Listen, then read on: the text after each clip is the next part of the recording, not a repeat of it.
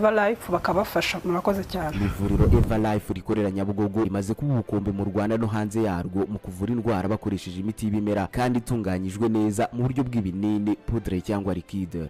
Hari abadogiteri batandukanye bagufasha kandi cyiza nuko aho waba uherereye hose ku isi imiti yakugeraho cyane ko bakorana na DHL.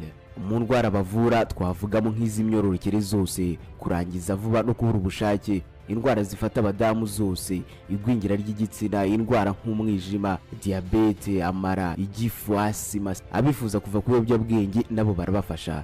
Ku bindi bisobanuro wahamagara cyangwa ukandikira muganga. Eva Life, icyizere cy'ubuzima. Cyangwa se ibyerekezo by'abantu muri bujye kurobera kuri telefoni, bigira nkaho baje kuroba amafi kumbariza abo baroba mu nyanja ariko zo z'umukire. Ati rwose ubwo muri babiri arimwe mugiye kujya muri iyi ganga. Ati umukire kuyi boss wacu azajya yohereza shenge iki nakwicuza byose ntabwo byafasha umuryango w'abapfuye, ahubwo ngomba kwitaho. Muri make umupolisi wapfuye yari afite abana ugomba kubitaho.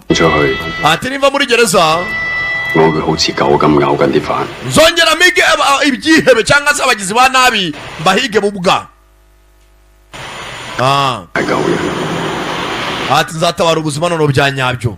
Yihaye intege argishene filime bayise The Blink. Ko tuyitangiye. Ese wabyemeye kubera ko wishe data?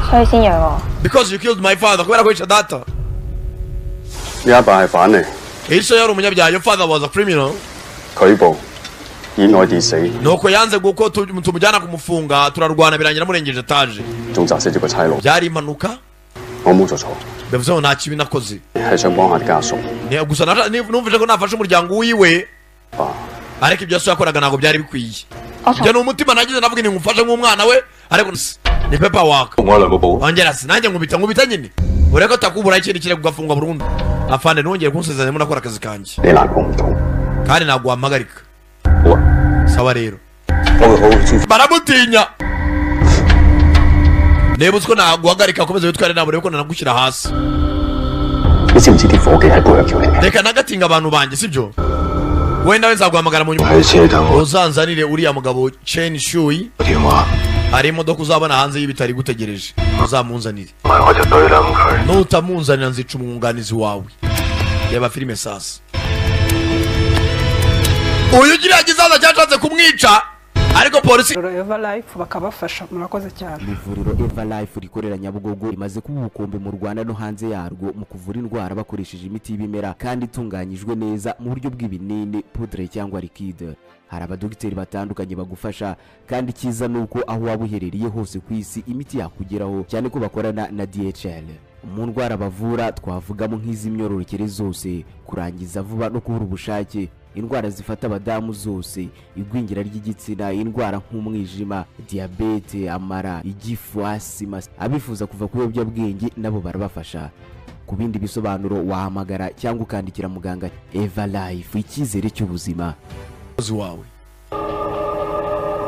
wibuka abantu bari bafite wari ubayoboye ariko yahuraga n'uyu kuyi kumwenyewe. Unatashaka mbe umukozi wawe uzajya witumira. Uwo wishe nge nawe twari tumeze nk'abavandimwe. Uwo ni Shuyi. Wishe Shuyi urumva nge nawe twaganira iki? Ariko Shuyi niwe wabanje gushaka kunyica. We n'umwana we. Abarobyi bose abari abavandimwe bigeze mu nyanja. Ariko abavandimwe banje bose bishwe n'inzara. Urabirime? Basi ndakwinginze. Arongora muna kwaka imaze ukavuga uti ndazimu ariko jana ndine. Fa umwambwiye umugenzi wanjye Ade ari avanda avuga yitonze. Avugira kuri ryinyo. Kiraseka. Mujinyira zamuka fande. Welcome back my people, aracari umuhungu wanyu Sakalada Premier nk'ibisanzwe. Uyu munsi ngaba nisanze muri Dropic Electronics aho kubereka ibikoresho byiza bya electronic bigezweho kandi ku biciro byiza. Aho tubafite amatelefoni meza cyane nk'izi iPhone 17 Pro Max, MacBook ndetse n'ama headset agezweho nk'iyi nambaye, screen meza cyane, JBL speakers ndetse na PS z'ikinyejana.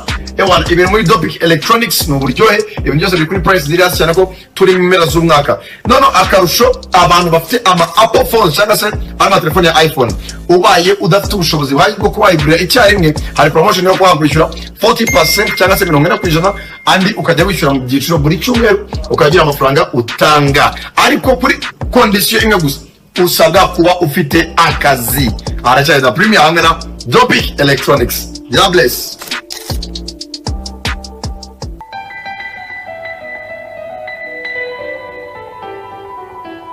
Eva Life bakabafasha, murakoze cyane. Ivuriro Eva Life rikorera Nyabugogo rimaze kuba ubukombe mu Rwanda no hanze yarwo mu kuvura indwara bakoresheje imiti y'ibimera kandi itunganyijwe neza mu buryo bw'ibinini, poudre cyangwa liquide. Hari abadogiteri batandukanye bagufasha, kandi cyiza nuko aho waba uherereye hose ku isi imiti yakugeraho, cyane ko bakorana na DHL.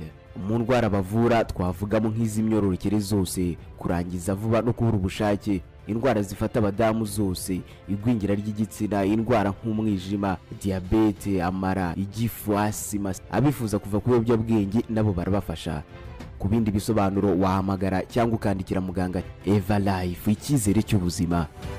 In Fort Collins, Colorado, freshman Kayla vanished after a house party, sparking a chilling mystery. This typical college party featured loud music, red cups, and phones capturing every moment. By morning, when Kayla was reported missing, TikTok had hours of party footage. The key video came from At Campus Tea, a drama account with 300,000 followers. It shows Kayla smiling and dancing with a cup, then a guy in a gray hoodie whispers to her.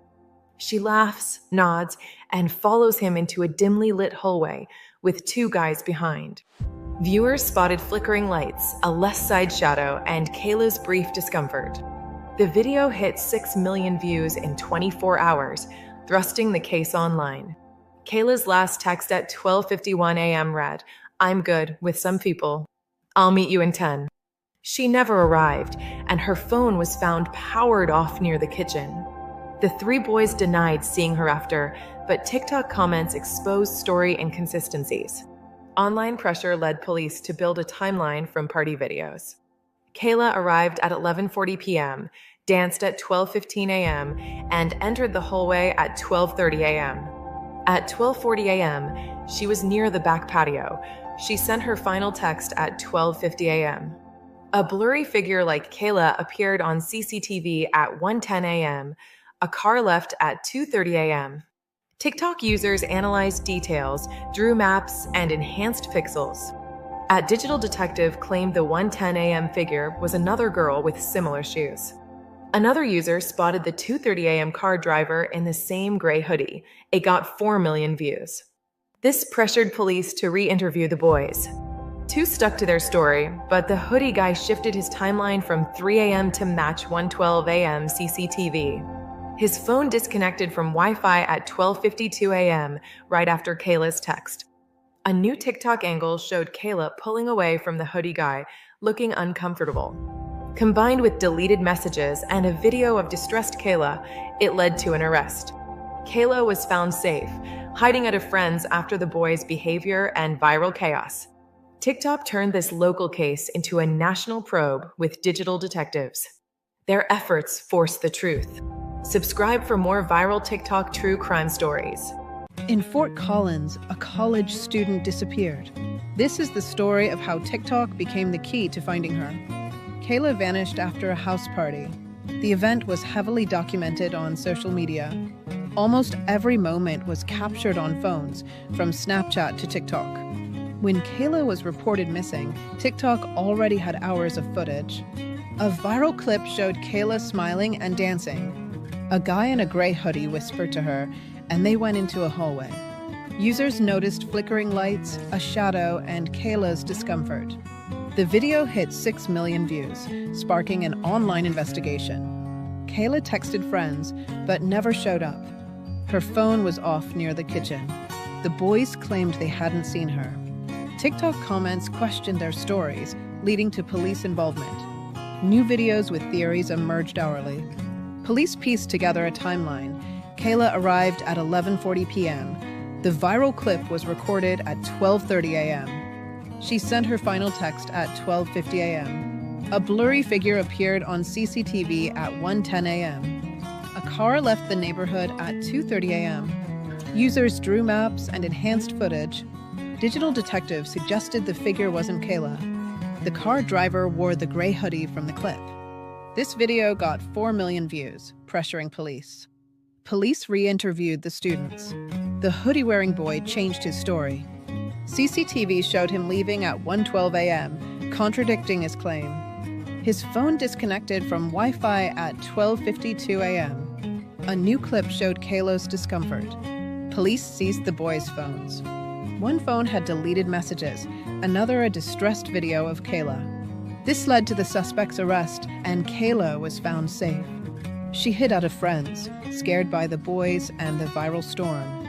TikTok turned a local incident into a national investigation. Their collective pressure brought the truth. Subscribe for more true crime.